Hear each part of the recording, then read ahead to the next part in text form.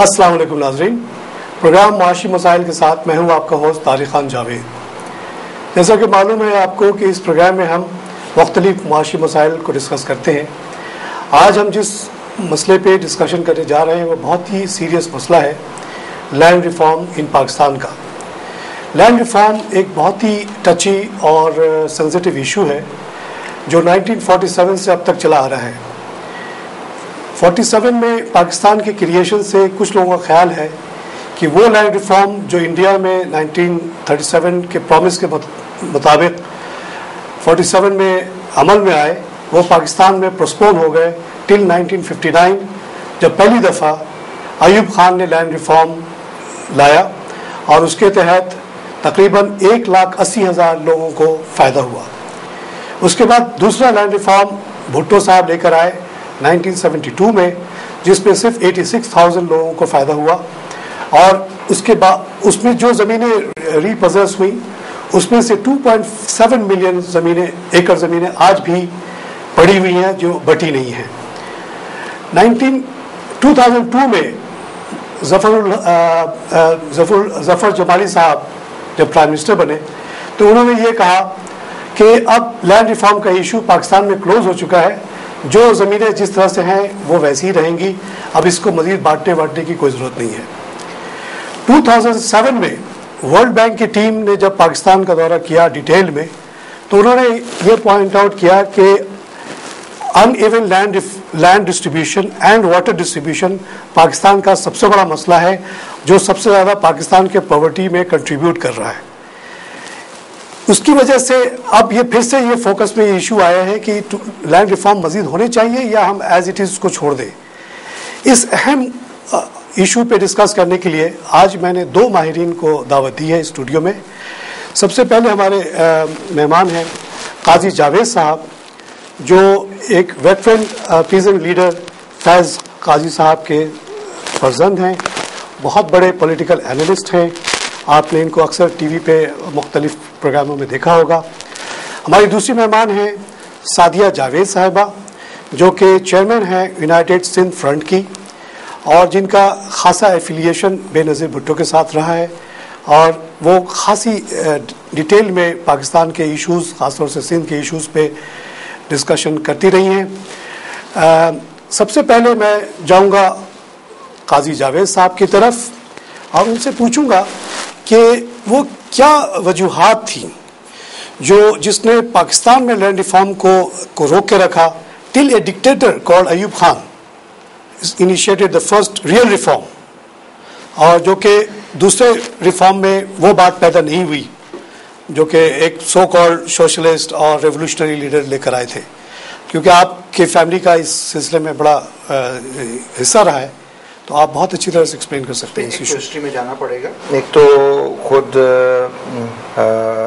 جو آزادی کی تحریک ہے ہندوستان کی، جو آ کے بٹوارے پہ آئی، اس میں کانگریس ٹھیک ہے، ان کے اپنے مذہبی حوالوں سے وہ کنزرویٹو تھے، اتنے نہیں تھے، ہمارے جناب بہت بڑے سیکولر تھے، اور آج ہندوستان اس کو دوبارہ ریوزٹ کرنے کو جا رہا ہے کہ جو ہم نے جناب کو مشق کیا ہے وہ جناب اس طرح نہیں ہے۔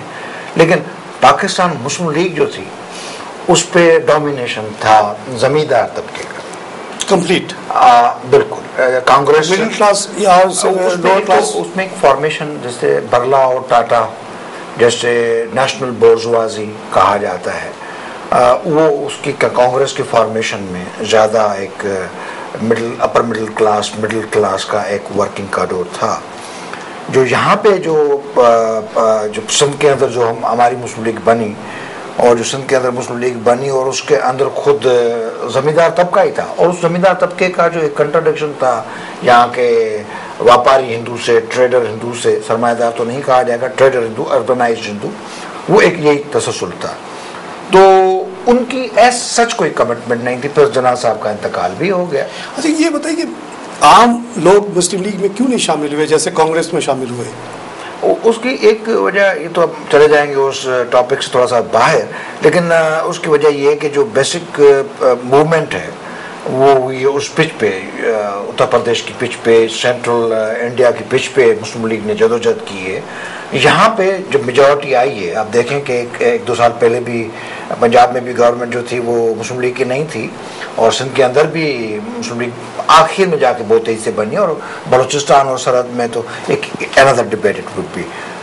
آتے ہیں کہ پھر ایک سندھ کے اندر بالخصوص ہم چلے جائیں گے اگر شاہ عنایت صوفی کی تحریک کو، تو ہم دیکھیں گے کہ پیرس کمیون جس طرح سے یورپ کی ایک طبقاتی ریولوشن کے بعد، تو اب ریسرچر کہتے ہیں کہ جو سب کانٹیننٹ کی سب سے بڑی جدوجہد ہے اس کو لینڈ ریفارم کی جدوجہد کہا جائے گا. شاہ عنایت صوفی نے نعرہ لگایا تھا جو کھیڑے سو کھائے، جو بوئے گا وہی کھائے گا، اور اس کی کلاس لیس اسٹرگل تھی. آج سے 200-250 ان کو مغل امپائرس نے مارا یہاں پہ، کلوڈوس کو جو کنگ بنایا گیا تھا سندھ کا، وہ ریوارڈ تھا ہمارے صوفی شاہ عنایت کو. ٹھٹے کی یہاں پہ موومنٹ ہے اور اس میں ہزاروں لوگ مارے گئے تھے، دہقان مارے گئے تھے، اور یہ ایک ہمارے اسٹیبلش دہقانوں کے.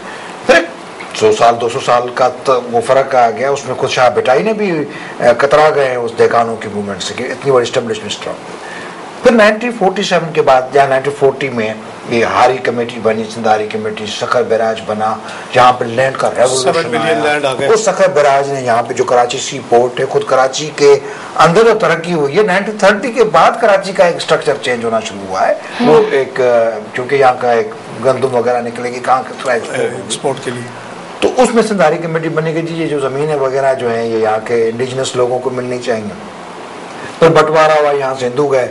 پھر زمینوں کا معاملہ آیا تو ایک سندھ کے اندر چلی تھی ہاری الاٹی تحریک، جس کے لیڈر قاضی فیض محمد تھے، میرے والد تھے، اور اس تحریک نے 20 سال میں ہزاروں ایکڑ دہقانوں کو دلائے. اور سندھ کے اندر، کراچی کے اندر سب سے زیادہ رورل سندھ سے اگر کوئی بڑا خیمے لگے تھے یہاں پہ، کوئی 15-20 ہزار دہقان آئے تھے اس کیسے میں. تو اس کے بعد اسی سنکرونائزیشن کے تحت، اسی تسلسل میں، اس پرسپیکٹو میں آپ کو دیکھنا پڑے گا ایوب خان کے ریفارمز کو. اور بھٹو صاحب کے پریشر کی وجہ سے، ہاں، روٹی کپڑا اور مکان جو بھٹو صاحب کا نعرہ ہے. اور یہ ریسرچرز کہتے ہیں، یہ اب تو ریسرچیں کھلتی جائیں گی کیونکہ کسی کے گھر کی جاگیر تو کوئی چیز نہیں ہے. تو یہ وہ سندھاری کمیٹی کی جد، اور سندھاری کمیٹی کوئی پارٹی نہیں تھی، ٹریڈ یونین تھی، دہقانوں کی ٹریڈ یونین تھی، جس میں مولوی حضرات بھی ہوتے تھے، مولانا عبید اللہ سندھی کے، جس میں لیفٹ کے لوگ بھی ہوتے تھے. پریڈومیننٹلی وہ لیفٹ کے مطلب اس پہ اسٹرکچر تھی. خود قاضی صاحب ایک صوفی آدمی تھے، وہ اتنے بڑے مطلب لیفٹ کے لوگ نہیں تھے. لیکن اس سندھ کے اندر دہقانوں کی تحریک پاکستان کے اور پورے سب کانٹیننٹ کو لیا جائے گا تو اس میں بنے. ہوا یوں کہ یہاں ڈیموکریسی نہیں آئی، یہاں مارشل لاز آئیں، گراس روٹ پہ ڈیموکریسی، یہاں پہ فیوڈلسٹ نے ایک خود عوام کے خلاف سازش ہوئی، اس میں حصہ لیا. اس حصے لیتے لیتے ہم نے دیکھا کہ یہاں پہ لینڈ ریفارمز نے. اب لینڈ ریفارمز کے بیس میں جائیں گے. لینڈ ریفارمز کے بیس یہ نہیں کہ آپ رکھیں 1000 ایکڑ زمین بھی رکھیں میں کوئی سروکار نہیں، لیکن آپ کے 1000 ایکڑ زمین رکھنے سے جو وہاں کے دہقانوں کو آپ غلام بنا ہو رہے ہیں، جہاں پٹواری پہ آپ قبضہ کرتے ہیں، جہاں پہ پولیس کے تھانے پہ آپ قبضہ کرتے ہیں، اور ارتقاء کی اسپیڈ رک جاتی ہے. وہ in the end land reform, land کا زیادہ ہونا میرے خیال میں انپروڈکٹیو ہے. انپروڈکٹیو نہیں، پولیٹیکلی. سعدیہ سے بھی تھوڑا سا اوپینین لینا چاہوں گا. سعدیہ، آپ محترمہ کے ساتھ بھی کافی کلوز رہی، آپ نے ان کے خیالات بھی سنے ہوں گے.